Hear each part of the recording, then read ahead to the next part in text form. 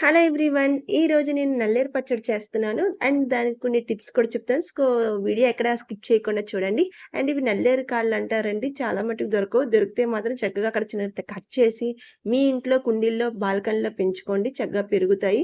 And ఇది cut చేసే ముందు కంపల్సరీగా హ్యాండ్‌కైతే ఆయిల్ రాసుకోవాలి. లేకపోతే కవర్ అయినా పెట్టుకోండి. లేకపోతే మనకి హ్యాండ్ అనేది ఇచ్చింగ్ వచ్చేస్తదనమాట. నల్లేరు కాళ్ళ హెల్త్ బెనిఫిట్స్ చాలా ఉన్నాయండి.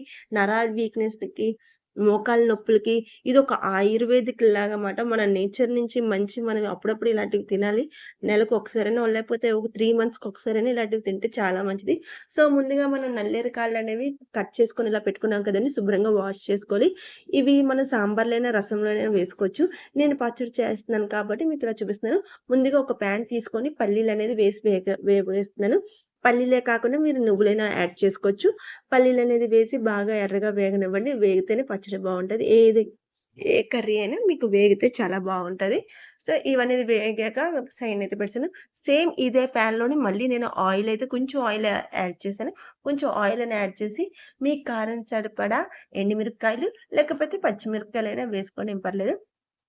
ఇవి వేగాక రెడ్‌గా అయ్యాక ఇందులోని మనం ఎల్లుల్లిపాయలేస్తామండి. ఎల్లుల్లిపాయలు కూడా చాలా హార్ట్‌కి మంచిది. ఇదంతా హెల్తీ ఫుడ్ అని మనం చెప్పొచ్చు చాలా. ఎల్లుల్లిపాయలు, కొంచెం చింతపండు, మనం ముందుగా కట్ చేసుకున్న ఈ నల్లేరు కాడలున్నాయి కదండీ! ఇవి చిన్న చిన్న పీసెస్ కింద కడితే మీకు వేగుతది.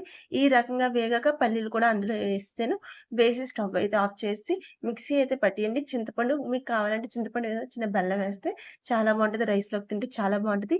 తిన్నాక నచ్చితే లైక్ అండ్ సబ్స్క్రైబ్ చేయడం అయితే మర్చిపోకండి. బాయ్.